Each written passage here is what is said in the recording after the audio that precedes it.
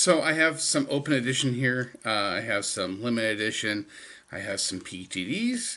I have a fantasy pin. I have all kinds of shit to show off this week. Uh, More than I expected, but honestly, I usually come back from the parks with far more pins than this, and it just really wasn't a whole lot there. Sorry, I'm like distractedly maneuvering and fixing stuff here. Sorry. Not very professional. Ah, look at my face. Uh, yeah, there wasn't a whole lot released, and there was a shit ton for Halloween Party. But by the time I got to the parks, I mean, it had been pretty much picked clean. So I had to, pick up the scraps where I can find. Still got some great pins.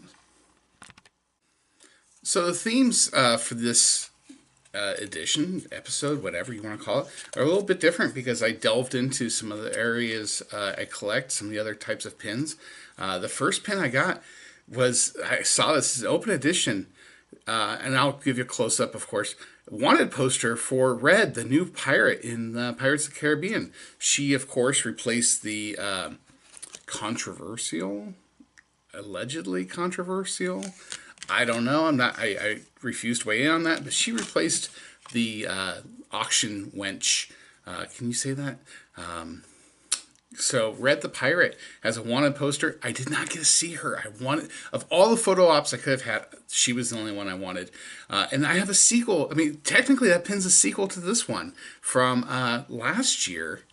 The We Wants the Redhead pin, right? I scoured the parks because I was down there in D23 2017 when they made the announcement that they were changing pirates, and that pin was like almost impossible to find. You would think it was like a LE1.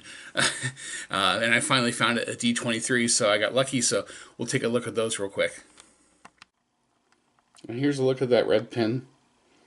Wanted for Mischief and Mayhem, Red, Pirates of the Caribbean. And then here's that old school from last year, open edition, We Wants the Redhead. So these next two were actually surprisingly good scores at the Disney Store outlet on the way home.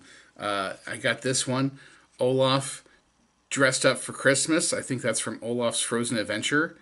And then this one, Elsa and Olaf, and it says Let It Glow. These were from last Christmas. I didn't pick them up when I was there in the parks. So for like $2.70 plus tax, you can't pass that up, right? So they're going to go in the collection. I'm not sure if that Olaf actually may be added to my collection of Olafs that we already have. It might be a dupe, but I couldn't beat it for that price. Here's those two pins. There's the Let It Glow. You've got, this is from Olaf's Frozen Adventure because you've got Elsa in her Christmas apparel. Olaf's giving her a gift. And then over here, Olaf dressed up like a Christmas bush scarf thing. I don't know. Also from Olaf's Frozen Adventure. So just one more pin to show off, or set of pins rather. This was from the Disney Movie Rewards Club, and they sent me an email a few weeks ago saying, hey, you can get this, use some points. So for like 500 movie rewards, which is basically like a Blu-ray and a half, I got this. Marvel, the first 10 years, these little tiny cuties, I guess. You got Ant-Man, you've got Wasp, you've got Star-Lord and Gamora. 4-set pin, Mickey backed. I was like, hey, cool, sure. And this is actually edition 1 of 3. There'll be another one in January. I probably shouldn't tell anybody. It was kind of hard to come by because like 10 a.m. the website was crashed. But yeah, these are kind of cool. All right, so now getting into the LEs. These are all from the Halloween time, Halloween season, whatever. This first one is from Trick or Treat. There was, I spoiled it. It's a hinge pin. You've got Lucifer sleeping there in front of the doorway, and you open it up, and Lady Tremaine. It just says Trick or Treat 2018 in there. Now, this is a set of 4 pins. This is very interesting because, I'm sorry, a set of 5 pins, actually. 4 of them you can buy individually, but the 5th pin, the Red Queen, you can only buy if you buy all 5 pins in a box for $109. I didn't like the others that much, or the Red Queen that much to spend $109. Even after, my AP discount, we're talking 80-something bucks. So I only got this one because my wife and I tease my cat Wookiee, yes, that's really my cat's name, that she looks like Lucifer, and they were switched at birth. So I had to get Lucifer. He's the only one I got from that series. The other one, this is another series. There's multiple pins, but I chose this one only. You've got, this is the Mickey's Halloween Party Mysterious Shadows. I didn't get any of the other Mickey's Halloween Party because I didn't attend. I feel like, you're a poser if you buy pins that you didn't attend the party. But it's a limited edition. I got it because it's Russell and Kevin's in the background. It's a pin on pin, nothing special. This is an LE 4000. This Trick or Treat hinge pin was also LE 4000. They had quite a few of the other Halloween Party mysterious shadows. There was a ton of Jessies, a crap ton of Jessies, and she's afraid of some weird shadow monster thing. There was a Jack Skellington, but he was sold out, like I heard first day. But on the subject of Mr. Skellington, I got this one here. As you know, 25th anniversary of Nightmare Before Christmas, and so I got this 25 years of 25 years of fright. LE 4000, Nightmare Before Christmas. You've got Lock, Shock, Barrel, and the Mayor. And I'll show you, his head's pretty cool. It actually turns around. And then this is the AP exclusive from that set. This one here, LE 4000. This next one is also an LE 4000 from the 25 Years of Fright series, limited edition. This is an AP exclusive. You can tell by this little AP right here. It's a hinge pin, and so you've got Jack in Christmastown, and you open it up, and there are the vampires making Christmas, the evil duck. So I thought that was pretty cool. Again, AP exclusive, LE 4000. This next pin, we don't collect this series, but my wife collects this character, so this is the new Donut Shop pin that just came out a couple weeks ago. This is a limited edition 3000, and it's a hinge pin. You open it up, and I don't get it, but if you open it up, there's donuts. Okay, so here's a close-up of that Russell pin. Like I said, pin on pin with Kevin in the background. And then here's that Nightmare Before Christmas pin off the card. And then that's cool. I like that. The mayor's face flips. Here's a look at those hinged pins.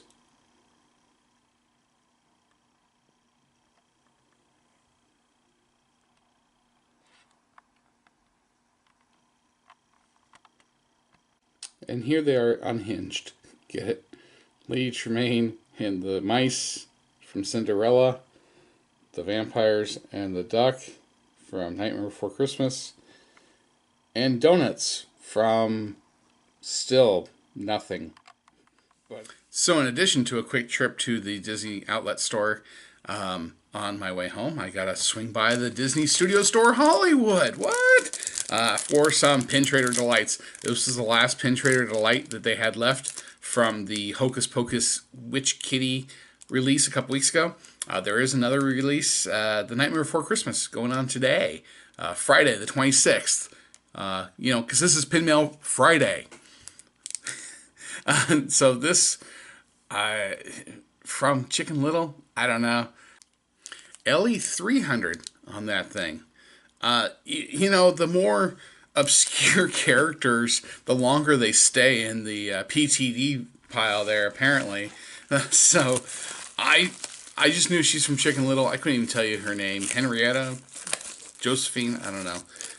But last but not least, I got a package, pink package, with you've got pin mail card from at Disney Chris on Instagram. I haven't been on any live sales, and in fact, I get messages on Instagram saying, "Hey, we miss you."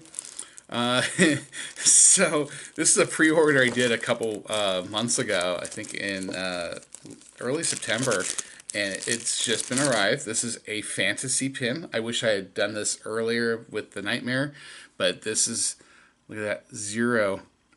This is awesome. I'll just close up on that. Zero with a candy cane in the graveyard. Nightmare Before Christmas Zero fantasy pin. There were two other pins in that series. There was a Jack and a Sally, but that was the one I wanted. Love that pin. Here's a better look at that Zero.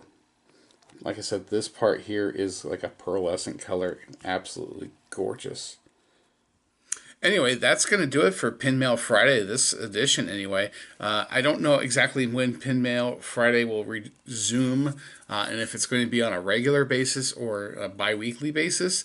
I haven't decided yet. I got a number of other projects I'm still working on, and I just kind of squeezed pin mail in there. I just happened to do this because I had a ton of pins from recent travels in the parks, and then that zero pin that I had showed, displayed, came in this week. So I was like, perfect, easy peasy. And then those Marvel Studios 10-year pins came. I was like, awesome. Anyway, so until next time, this is Grumpy Gamer Dad saying you can follow me. Like, subscribe, follow me on Instagram at Grumpy Gamer Dad. I put a lot more content there. Until next time, this is Grumpy Gamer Dad saying stick around for more Disney pins.